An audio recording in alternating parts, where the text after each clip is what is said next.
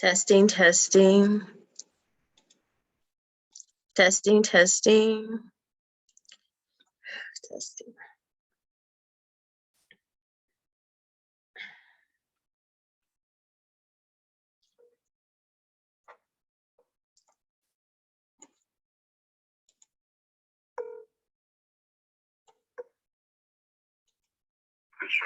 Hey, Shawn. Hey, you know what? It says my output speakers aren't working, so I gotta see what's going on real fast.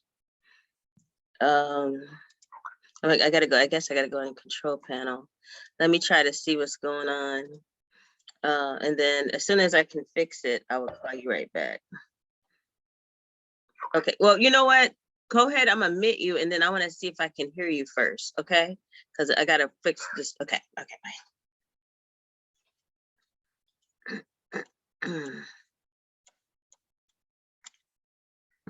All right.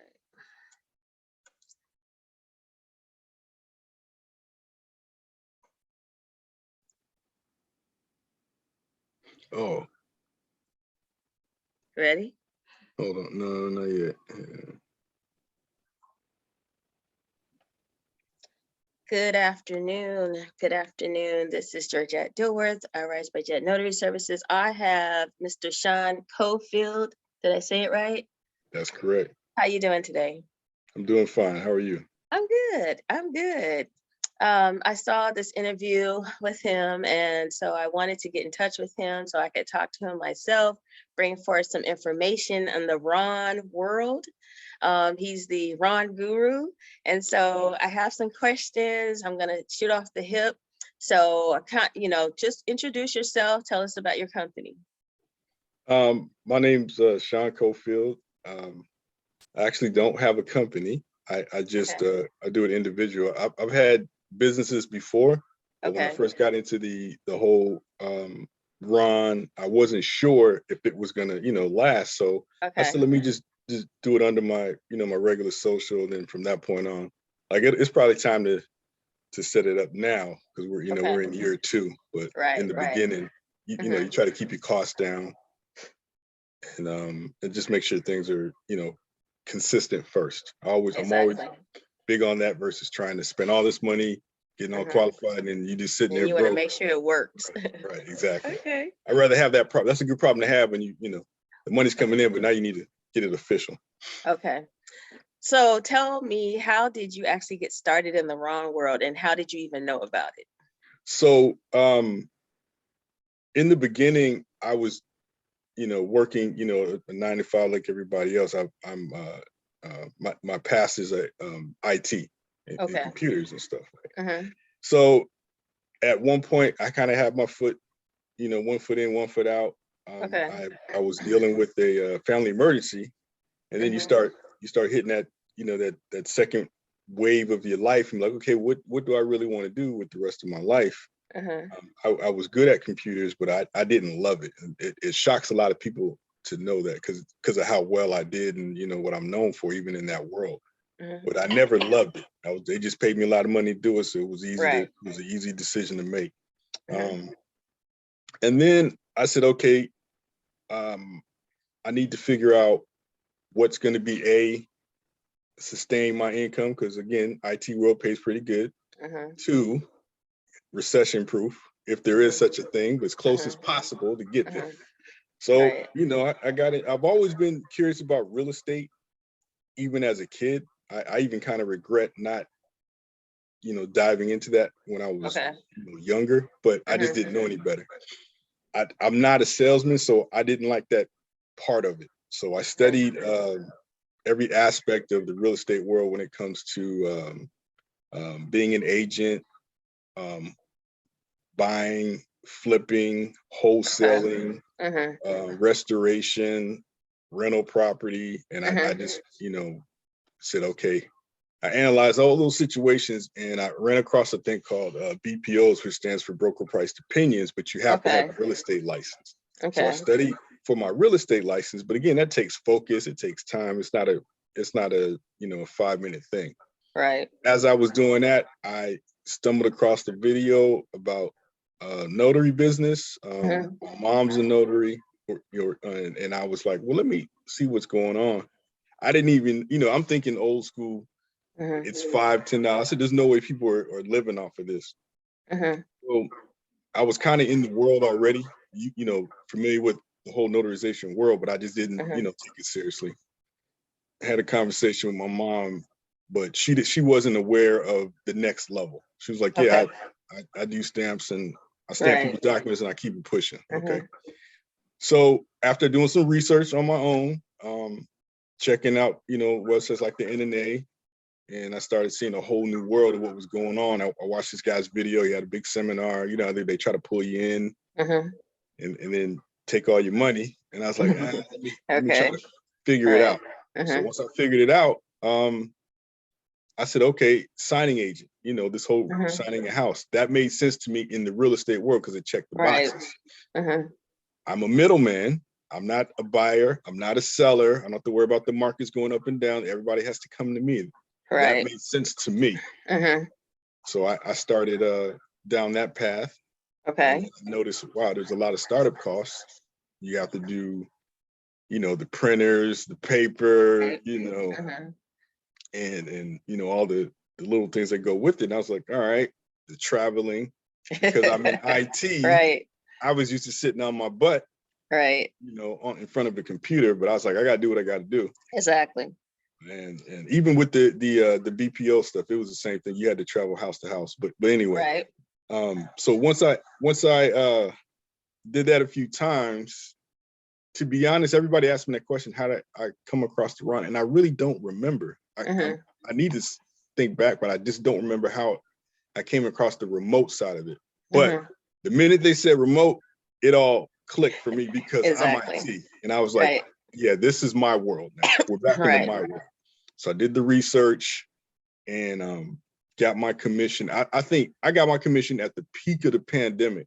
And I think even then it was like kind of unprecedented. It was surprising because from start to finish, I'm saying from the day I got my commission to the day I got my Ron credentials, it only took me 3 weeks. So I can imagine how fast I probably could have gotten it, and without the pandemic, all the hurdles that came, because you had to do a lot of mailing and waiting, emailing and stuff.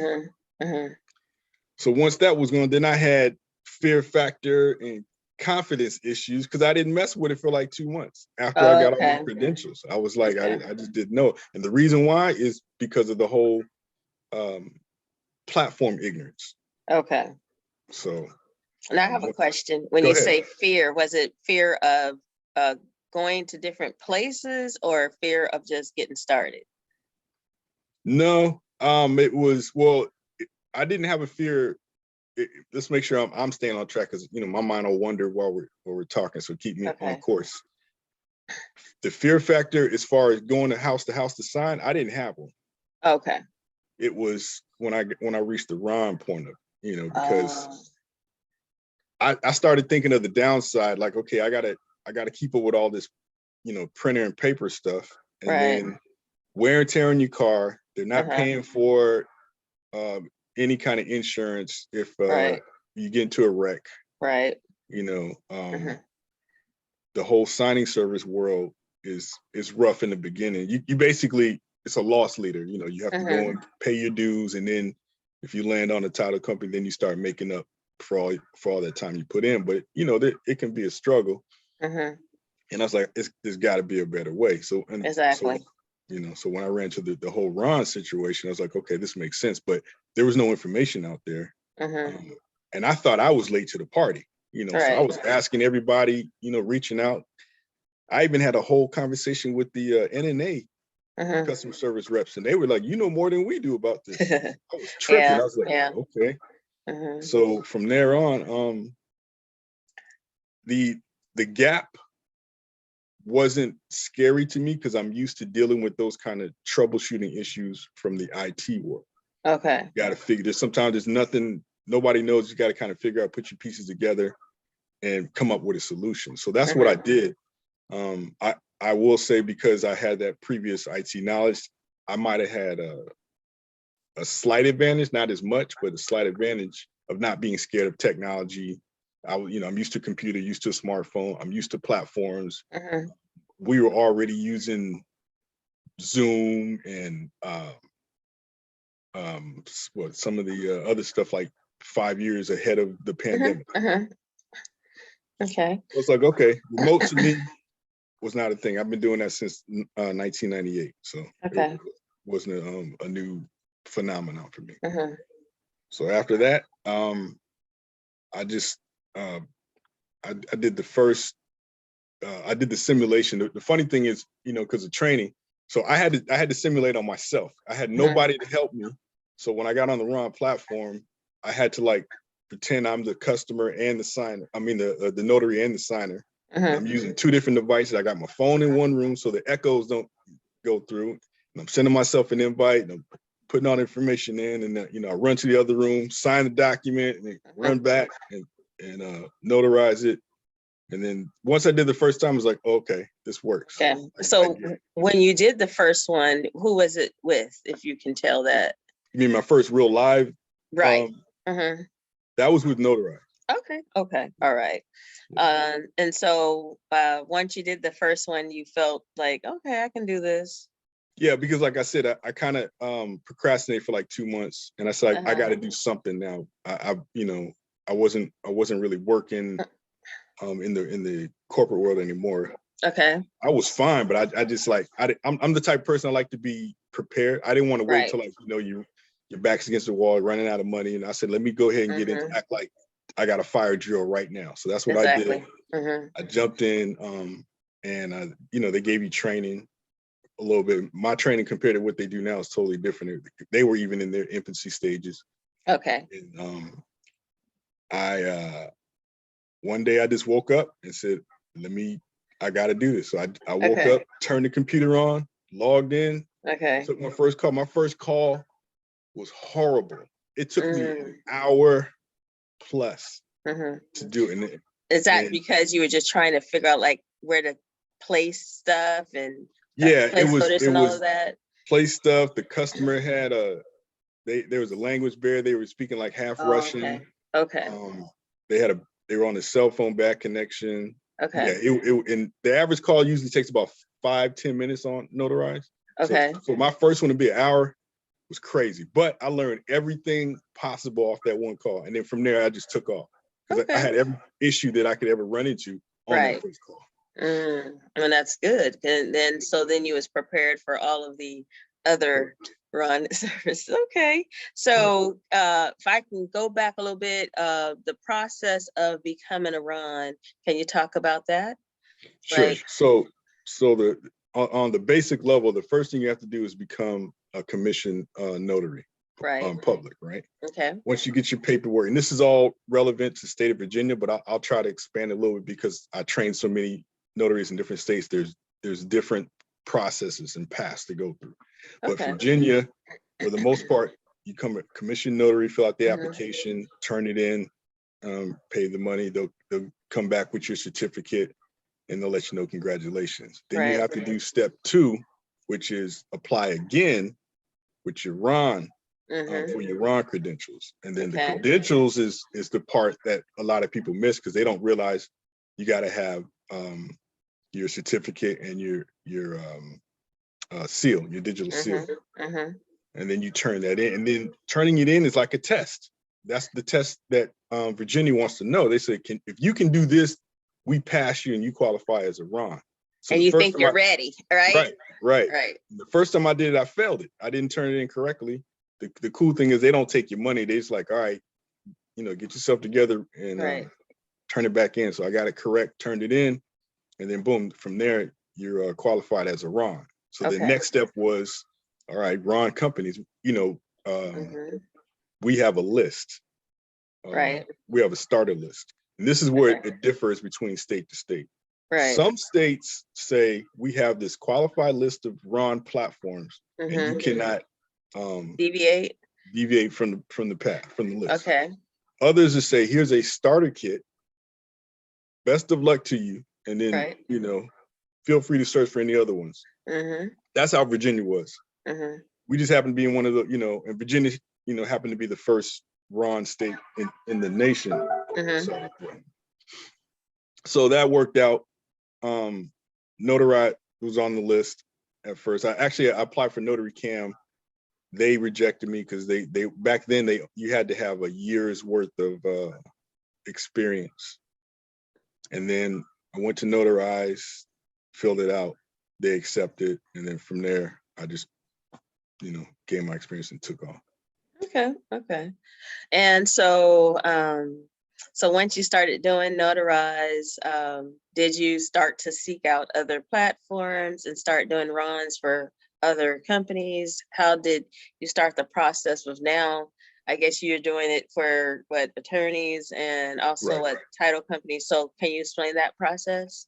Yeah, so definitely in the beginning, I was just happy to work, right? Especially from home during the pandemic, so at some point though, the pay scale is different on Notarize. They pay $5 a transaction and they only pay $25 for their real estate transaction. Doesn't matter if it's a buyer seller package, but they make up for it in volume, which is fine. But again, you can only do so much. And I remember what we were doing for mobile notary, you're doing $100, $250, $125 packages. So I was like, this has got to be, the prices need to come up and match. In the beginning, a lot of signing services and title companies didn't understand the business model or understand the effort. You get all those papers, we got to tag them and get them ready. That process hasn't changed. That process hasn't changed as a run, but it took a while for the signing service and the title companies to catch up to that. I had to educate them and say, hey, look, you send me these, you might send me a 100-page or 50-page PDF, but I still got to go through and tag each one of these and get them ready for a signature, electronic signature. And so I started demanding more for my services, and then I started noticing that they didn't even know there's a huge gap of qualified runs. Like in the beginning, which shocked me, or no, that's not be. This is maybe the numbers might be a little tweaked now, but recently I had a notary in New York do some research on Virginia runs, and they were like, well, there's like 10,000 notaries, but there's only 400 runs. I'm shocked to hear that number. I thought it was way more than that. So, there's still a knowledge gap. There's still plenty of room for growth. So once I said, okay, I need to, build a better mousetrap, find a better way to make some more money, I started reaching out to, the traditional way, like everybody else, cold calling these title companies, going by talking to them. And, some would be like, I have no clue what you're talking about. I'm not ready. And others are like, okay, show me what you got, Go ahead. You had a question? Oh, you can see I was gonna ask a question. So were you only concentrating in Virginia, or were you concentrating on? In the beginning, yes, because I didn't fully grasp the concept of what I could do as a run. I'm thinking, okay, I'm a run in Virginia. Let's try that. So in the very beginning, yes. Okay, so when you finally found, I guess, a title company that's okay, we're gonna work with you. How was that process? Like, well, yeah, one of the first ones was a referral. They were desperate. They had I had a client, their signer was out of the country, and they was like, we need to get this done. And someone said, I heard you can do this thing remotely. They didn't even know what it was called. And I was like, yeah. So I contacted the signer.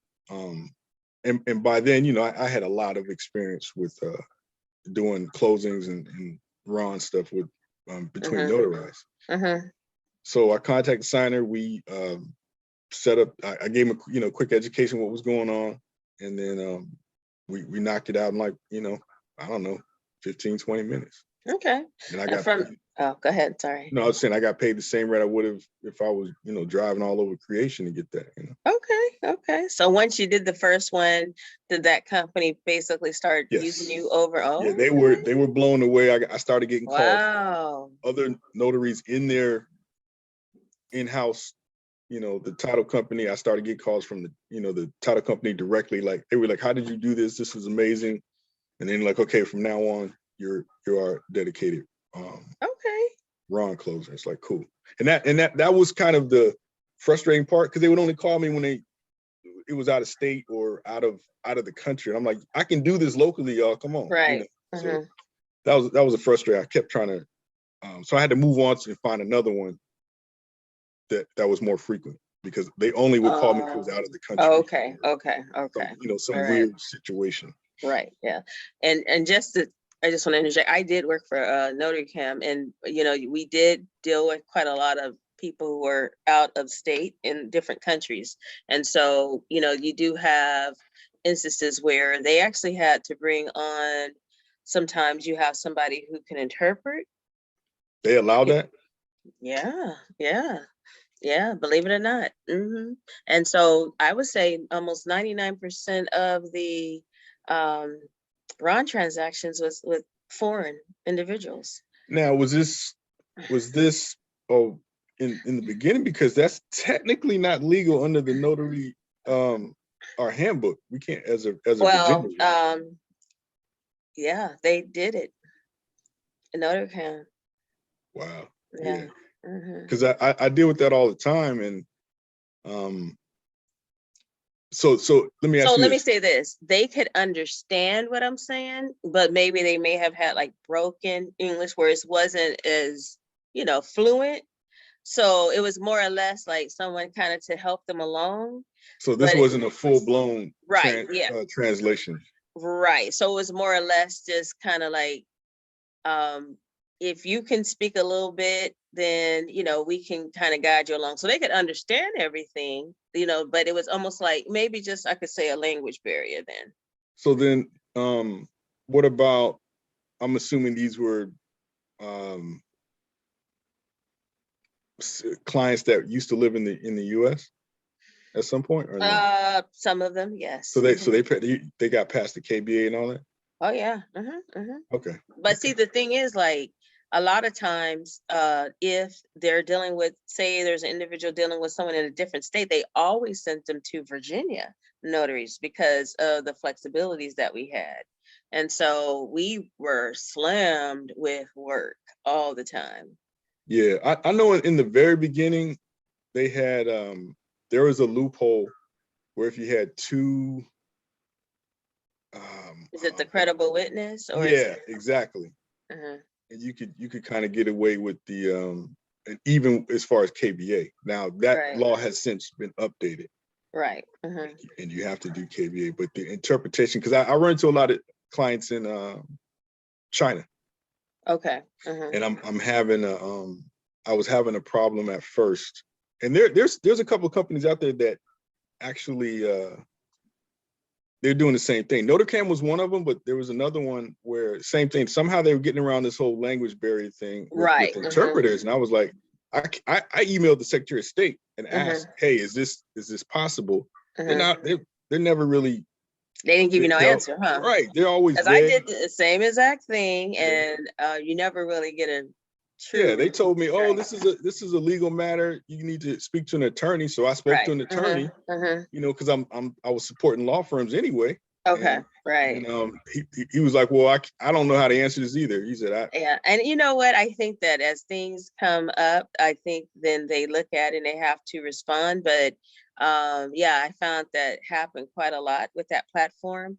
I know there was another platform where they started to, put together where you could deal with a lot of foreign nationals. One of the things, though, I kind of want to bring out, is that, you gotta have a lot of patience with people when it comes to Ron, because not everybody's savvy when it comes to the actual workings of it, and even an individual, no matter if they're in the States or, wherever they're located, I find that, and I'm just talking about, like, just say dealing with another client, because I do stuff with Pavazo, and, sometimes you can bring somebody on board and you think that, you can boom, boom, boom, go through the steps. And sometimes it's a process. And you might think a signing could take 30 minutes. You might be and they're an hour and a half. So I think that's one of the things that a lot of people need to understand. You got to have that patience to deal with individuals who, may not always be technically savvy when it comes to computer stuff. So and that's, I will say again, I was groomed for that, so I kind of got past that hurdle. Because of the world you were in, right? Right. Being in IT, I've always run into that problem where somebody's not really tech savvy, and you got to kind of be patient with them to get them to that point.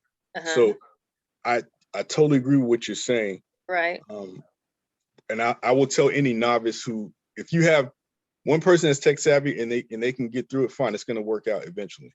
Okay. You have two people who aren't tech savvy. If you have a notary who's a little nervous, your best bet is to play both roles. Find a friend, a family member. Okay. And become the signer and become the notary, and you'll see how both sides work.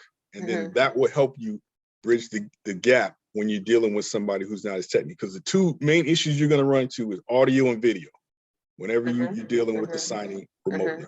You get past that, everything else is pretty much downhill. And I'll say third one is IDs, blurry IDs, because before the pandemic, no one cared about the quality of our laptop cameras.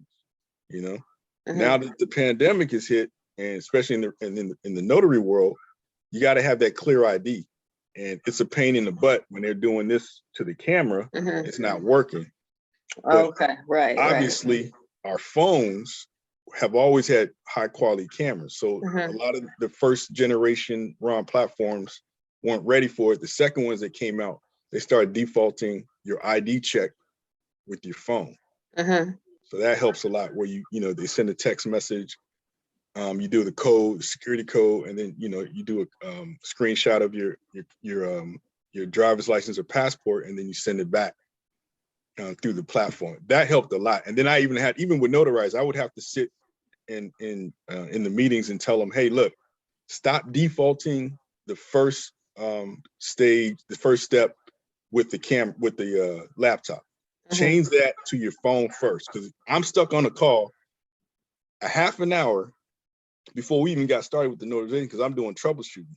And I'm only getting paid, $5. I said, y'all not paying me to be a troubleshooter. If you want to pay me an extra salary to do this, I'm more than happy.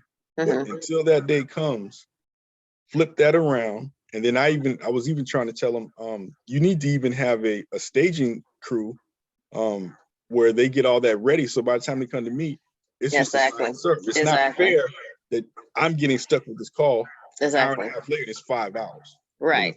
Yeah. And in those instances, and I'll say, like with me dealing with the Proviso platform, when I find that, if there's a troubleshooting issue, then I'm going to call the help desk. I'm not even going to try and figure it out.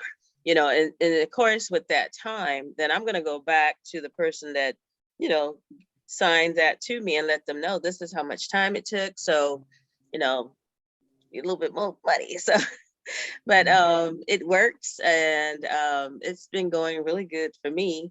I know I want to talk about when it comes to, say, the new people coming on board and they want to learn Ron, what advice do you have for them? The first thing is have a decent laptop or a desktop. I run into so many Rons who are trying to make this work off of a 100-year-old computer, and I'm like, this is not gonna happen. I'm trying to talk to you and train you. We're already having problems. Imagine what it's going to be like for your customer. Exactly. So first thing is get yourself some decent equipment. Second would be forget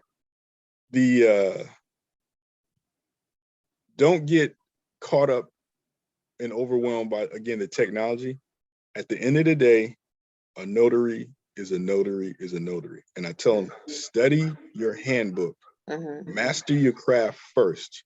Once you master your craft, becoming a Ron, becoming a signing agent, all that stuff comes downhill. It comes easy after that. Exactly.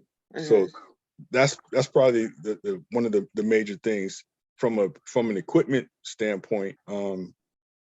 Again, let me think. you know how we're doing now, make sure you got some decent background. Right. Your lighting is good. Yes. I'm really not good at I'm better at questions. If you fire me, I can probably Okay. Let's see here. Specifically, I'm saying things that you want them to know, like starting off. Okay. Also, I think we went over, like, I think what a lot of people will always ask is, where do I get started at? And of course, you go with the NNA, get your, was it your digital seal, digital stamp? But before that, you put in your application through Secretary of State for the e-notary. Right. And I will say this, some states are automatically grandfathered in, they don't even know. Like, they don't have to, once they're a commissioned notary, they're already grandfathered in to be a RON. They just have no idea. Okay. You know what? I'm gonna tell you the most difficult thing. I know it's strange, but I think when you're sending in that application to the Secretary of State, and you have to put, I guess, that digital stamp on that paper that they send you. I guess that that's the part. Yeah, that's what I'm saying. That's the test. I'm telling you, I'm like, wait a minute, how do I do this? If you pass that, you're good to go. Exactly. Yeah. So, but not every state does that. That's right. Yeah. So you have to, is it what does he call it? The PF, what is it? Do you know the name of it? 90 or something, where you have to put that stamp on the paperwork for that e-notary application. Right. And then once you do that, then you send it off. Exactly. And that's how I feel. That's how I feel the first time, because I didn't do it. Yeah, because I was like, what in the world? So once you get.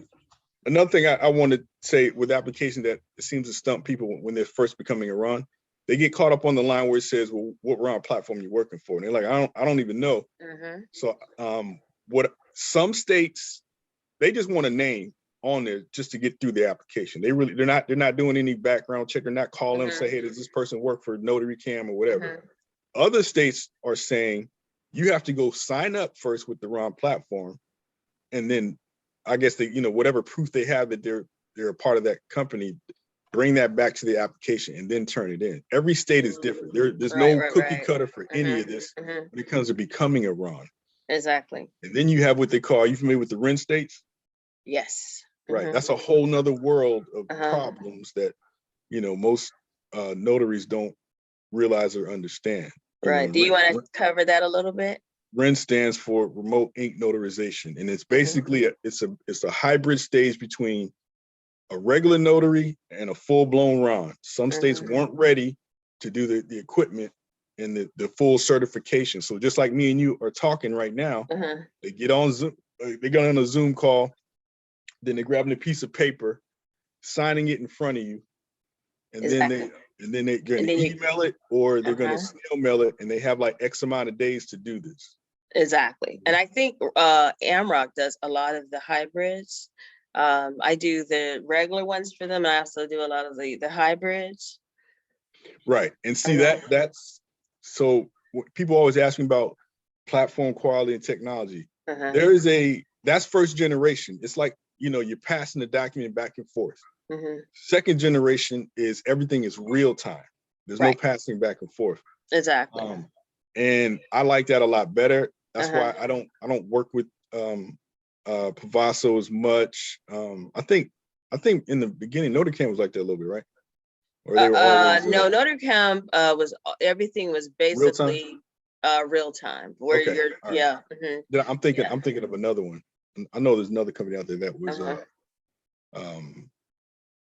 back and forth. And of course the originals were like the Signex, the DocuSigns and all that. They were all first generation. Second generation is real time. Right. And it's just a lot smoother because you have your toolbars, you can hotkeys, stuff like that. Some platforms have one key, hotkey, I should say. Others have a whole list of them. And it just makes things a lot smoother. But I will say the basics for to let people know. It's a piece of paper, it's digital, it's a stamp, it's digital, and then signature is digital, and you keep it pushing. You know what? Yeah, one of the things I find that's really interesting is you have a lot of title companies that would love to do this, but they're not really for sure how to move forward. So like when I was, after I became Proviso certified, took the training and everything, you know, at first I knew they weren't going to send me any work, but it was kind of like, how do I proceed? And so I went on their actual site, and they have a listing of a lot of their title companies. So I put together a notary resume, and then I sent it out. And I'm telling you, the response was like, wow, somebody's out there that can actually do this. And so they're usually saying, well, let me get started so we can start to, you know, collaborate and work together. So one of the things that, you know, I suggest to people is just like you got to get out there, find out what companies are using, you know, a platform, or even if they're not, let them know this is the service that you can provide so that you guys can collaborate and work together. So that's definitely one of the newer gaps that I'm providing a service for. Instead of just training notaries, I'm training actual title company, because I didn't even realize it was an issue. Exactly, right. And so you provide training to the title companies? Right. Wow, okay, okay. The other thing I wanted to ask you, I know with One Notary, they came out with an email where they said that they were going to start onboarding notaries as Rons to utilize a platform where they would actually be sending them work. Did you hear that? Yeah. I got pulled into that in the beginning. What they were doing was, it's funny because you have to like seek and destroy on their website because they don't really advertise a lot. Right. But basically what you would do, like for notarized, you get paid per transaction, right? Period. One Notary was saying, we're going to do per hour. Oh, okay. And so they would, it didn't matter if you did 1 or 10 in that hour, they're just going to pay you X amount of dollars per hour to be a notary. So you had a choice of what side you were going to pick. I don't know how much of a, because, you know, in the beginning they had that whole, oh, bring us 50 transactions and then we'll give you access to our queue. But by the time you get to 50, I got my own clients. Why do I need to come to you anymore? You know, it didn't make sense. So they started. But wasn't they going to actually be sending you clients? Yeah, that's my point. Oh, but they're paying you per hour. Oh, okay. So you're saying you could just do it on your own without utilizing them. Well, what I'm saying is, just like Notarize is it's like a call center queue, right? You sitting there and calls are coming. They're bringing clients to you. Okay. One Notary is gonna do the same thing, but instead of paying me per transaction, they're paying me per hour. Okay. Okay. They're bringing you the clients. So you could pretty much do, say, 4 in an hour, and you're only going to get paid for the hour. Right. Or you could do 40 in that hour and still get paid the same amount. Okay. Now again, if you're brand new, money's money. Do what you got to do to start. It makes sense. But after a while, what I recommend is you kind of do a mix and match. Like if you're trying to go independent, this is going to help sustain you while you're building your independent client base. Right. Same thing with Notarize. Notarize is $5. It's not that great, but you can make, you know, decent money if you're working it. But also use that as like your baseline while you're trying to build your independent client base with, you know, law firms and title companies. You got this steady stream of income coming in, just trying to help you out and sustain you until you get your bigger clients. So that's how I approached it.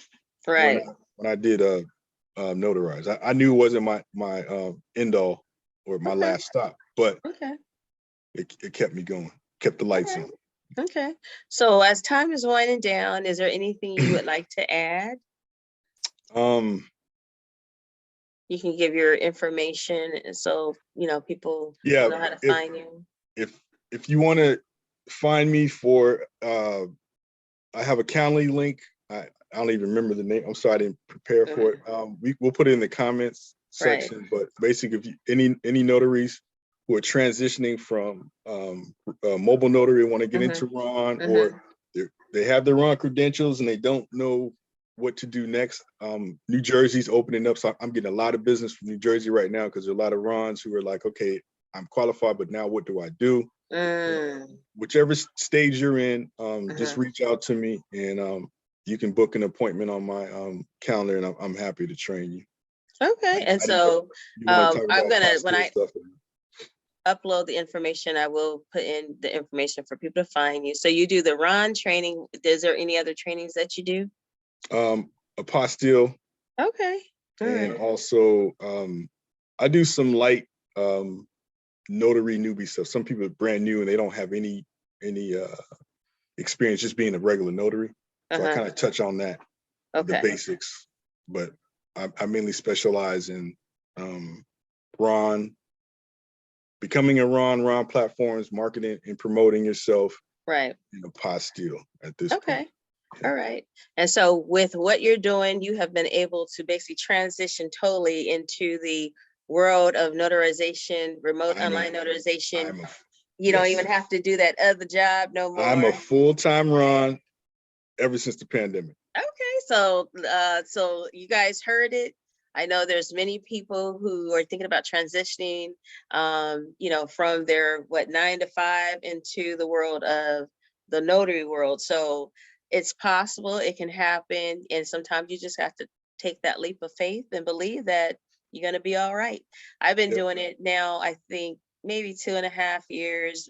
Started off just doing just the loan signings, and they're on, you just can't beat it. It's absolutely wonderful. Yes. And I do want to say, just to be clear, because there's big controversy.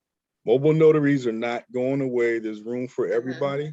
It's just going to transform into a different format of mobile notary. It's not going to be what you're used to. So I get that heated battle all the time. Like, you guys are taking our jobs, you're bringing down our prices, and I'm like, you're just not adapting and you're not adjusting correctly. It's no different than same example I always bring up: taxi cabs versus Uber, hotel versus Airbnb. Right. We are in that transition when it comes to notaries right now. And you're either going to adapt or you're going to die. Plain and simple. So when you say adapt, are you saying adapt to the pricing structure, or you're saying adapt to the digital world? Okay, because that's the new way forward. Right. So do you see in the future a lot of these different title companies pretty much doing more RONs in lieu of having people print and drive to a location? Do you see that happening more as soon as they learn more about it? Do you think you're going to see a decline in just the mobile notaries? You'll see a decline in the print. You won't see a decline in mobile notaries. No. Okay. All right. Okay.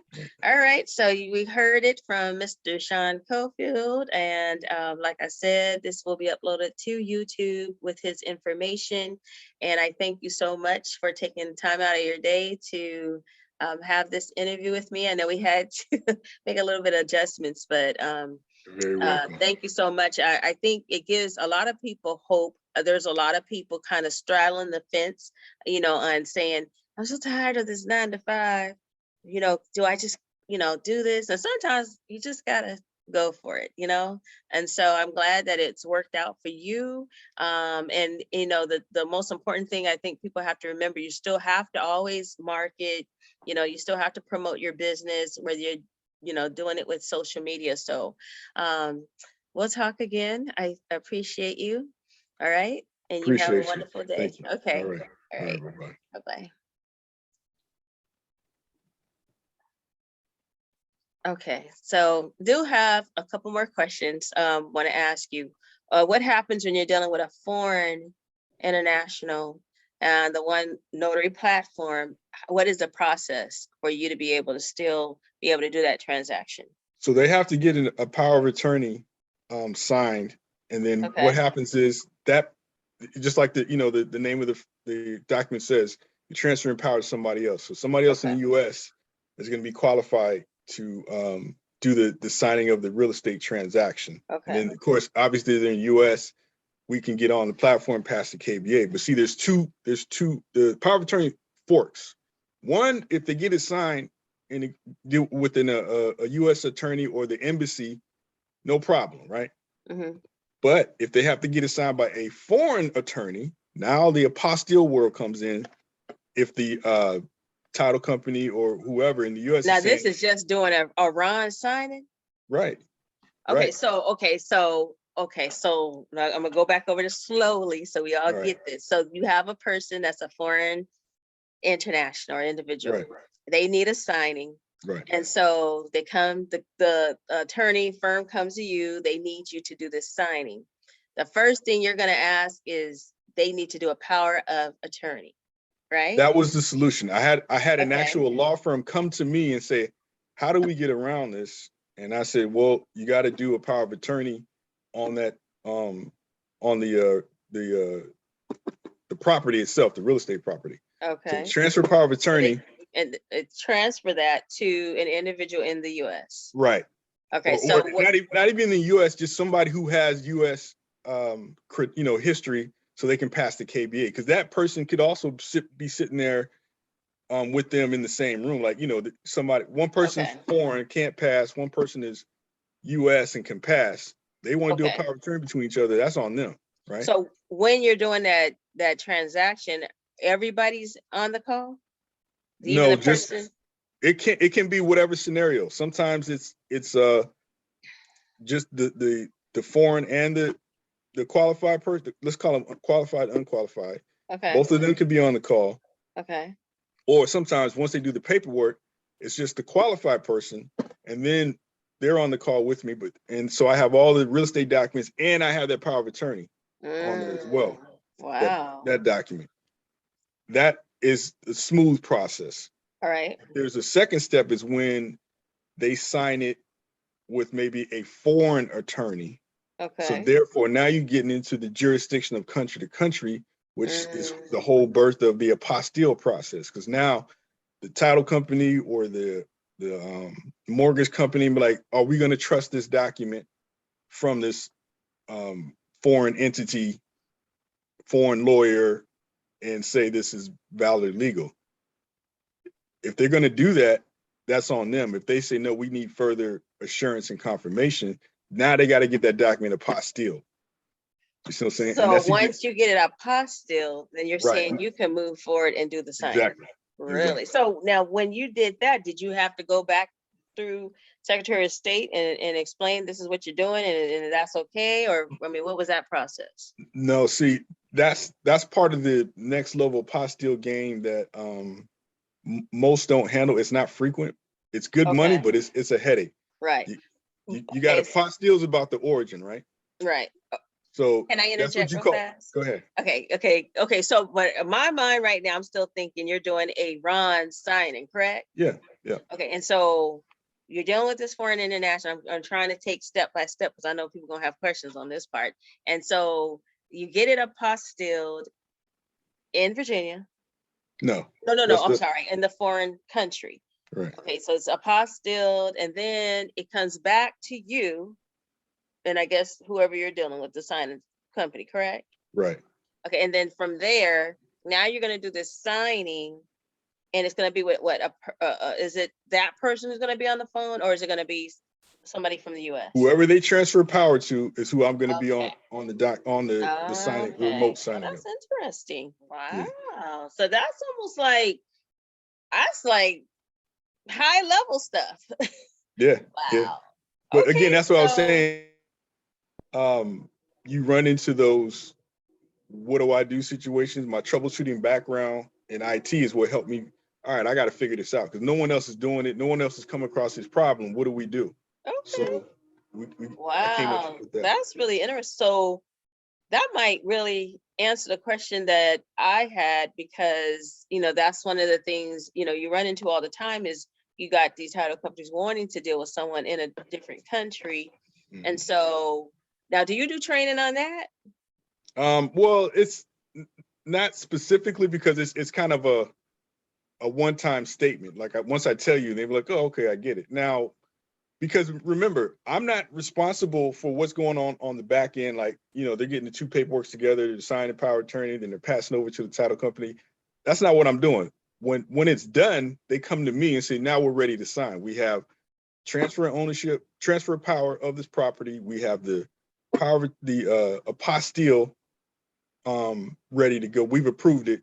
Now we need you to continue on with the signing. So there's this power of attorney document infused in all the other natural real estate documents you're used to seeing. You see what I'm saying? Okay, so and you're uploading all that when you're doing the sign. Yeah, it's not my responsibility because again, we're not attorneys. We're not allowed to do that. Okay, so that paperwork, the apostille paperwork, you're uploading. Are you uploading that when you're No, doing the sign? the apostille paperwork, it depends on the title company. Some may add it in, most don't. They just need to see it, feel comfortable. But the power of attorney one's going to be there. That's going to always be in a real estate document. We're going to definitely talk because that's really interesting. That's really, that's almost like will probably answer the question I think a lot of people have, even with title companies, that particular instance in which you're doing that. I think that's a powerful training because I never even thought about that. So that's what shocked me when I had an actual law firm ask me how to. They was like, "How do you solve the problem?" Looking like y'all the attorneys, y'all don't know how to do this. So I had to think it through, and I said, "Well, this is what I deal with whenever I come." I think we were frozen a little bit. Okay. Yeah, your camera was frozen. Okay, so I would love to, of course, talk with you more about that. And I hope that what we just shared for, everyone, they were able to grasp it. And that's why, like I said, we're going to make sure we have your information so people can contact you if you do that type of training, because that's very, very interesting. Yeah. All right. Did you want to add anything else? I did, but I'm having a brain fog. We were talking and I was like trying to remember. Was it about the world of Ron?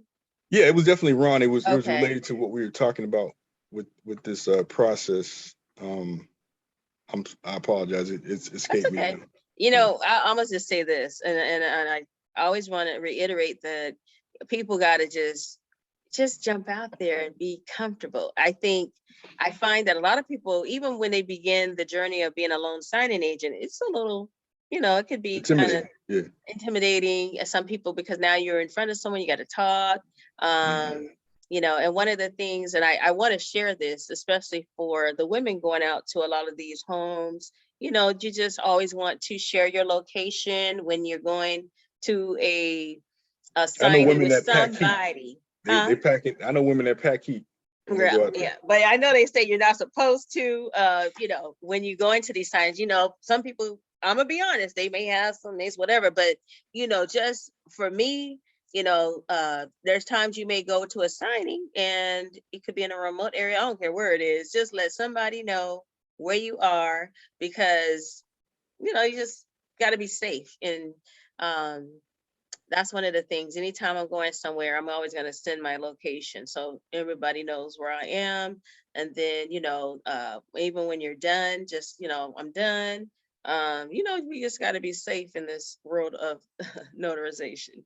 Right. So, and that's the beauty of the Ron world. You don't have those problems. You're sitting at home in the safety of your home. But I think that, and I'm gonna say even for myself, when you're receiving quite a lot of work in for Ron, then it's cool.